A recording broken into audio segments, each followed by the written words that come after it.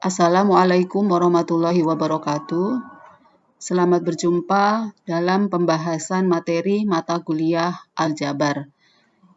Materi yang akan dibahas ini tentang himpunan. Himpunan yang akan dibahas di sini merupakan sebuah koleksi atau kumpulan dari objek-objek yang dapat diidentifikasi secara jelas. Jadi objek-objeknya ini teridentifikasi atau terdefinisi secara jelas. Misalnya himpunan warna-warna. Jelas di situ ada warna kuning, merah, hijau, dan seterusnya. Nah, jika kumpulan wanita-wanita cantik, ini bukan termasuk himpunan. Karena wanita-wanita cantik tidak teridentifikasi secara jelas. Cantik ini relatif. Sehingga kumpulan wanita-wanita cantik bukan merupakan himpunan. Objek-objek yang menyusun sebuah himpunan disebut unsur atau anggota dari himpunan. Jadi tadi himpunan warna, maka objek-objeknya atau anggota-anggotanya adalah kuning, hijau, dan seterusnya. Himpunan dilambangkan dengan huruf kapital atau huruf besar dan boleh miring, serta anggota-anggota dari himpunan atau unsur-unsur dari himpunan itu dilambangkan dengan huruf kecil. Boleh juga huruf kecilnya miring. Misalnya, lambang untuk himpunan bilangan bulat, huruf Z besar, Z-nya seperti ini ya. Kemudian himpunan bilangan asli, lambangnya N besar. Himpunan bilangan rasional, Q besar. R besar untuk himpunan bilangan real, dan C besar untuk himpunan bilangan kompleks. Dua buah himpunan sama, katakan himpunan A dan B, maka dinotasikan dengan A sama dengan B. Sama di sini dalam jumlah dan juga setiap unsur-unsurnya itu sama, maka dikatakan A sama dengan B. Dua buah himpunan dikatakan sama juga jika memenuhi A subset atau himpunan bagian dari B dan B merupakan himpunan bagian dari A. Jadi mereka saling subset. Maka ini dikatakan A sama dengan B. Kemudian konsep himpunan bagian, notasinya seperti ini. Ini kalau dibaca A himpunan bagian dari B. A himpunan bagian dari B artinya untuk setiap X di A atau untuk setiap X anggota A, pasti X tersebut merupakan anggota B. Dapat juga dikatakan A termuat di dalam B atau B memuat A. Lambang himpunan bagian dapat juga tidak menggunakan sama dengan. Seperti ini. Ini A himpunan bagian dari B, A himpunan bagian dari B, yang artinya bahwa A himpunan bagian dari B, tetapi A tidak sama dengan B. Berikut teorema yang berkaitan dengan himpunan bagian. Misalkan himpunan A, B, dan C adalah subset atau himpunan bagian dari semesta S. Maka berlaku sifat-sifat berikut. A, himpunan bagian dari A sendiri. Himpunan kosong merupakan himpunan bagian dari A. Dan A, himpunan bagian dari semesta. Sifat yang kedua, A himpunan bagian dari himpunan kosong jika dan hanya jika A itu merupakan himpunan kosong. Selanjutnya, himpunan X singleton ya merupakan himpunan bagian dari A jika dan hanya jika X merupakan anggota dari A. Sifat yang keempat, jika A himpunan bagian dari B dan B merupakan himpunan bagian dari himpunan C, maka A itu merupakan himpunan bagian dari C.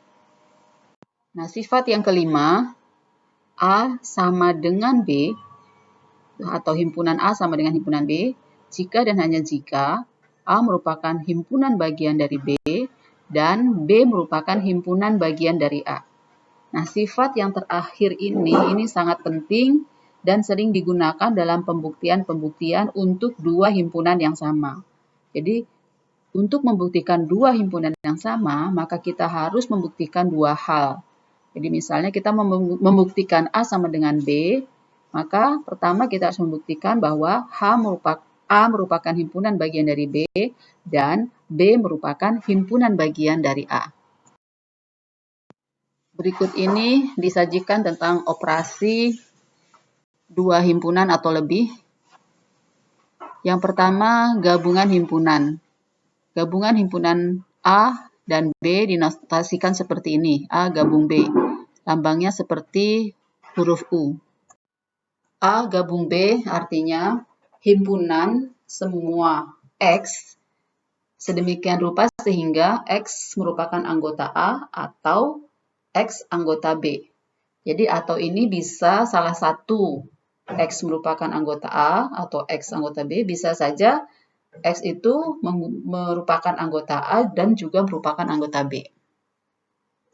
Irisan himpunan dinotasikan seperti ini dibaca A irisan B. Jadi himpunan A beririsan dengan himpunan B, lambangnya seperti huruf U terbalik.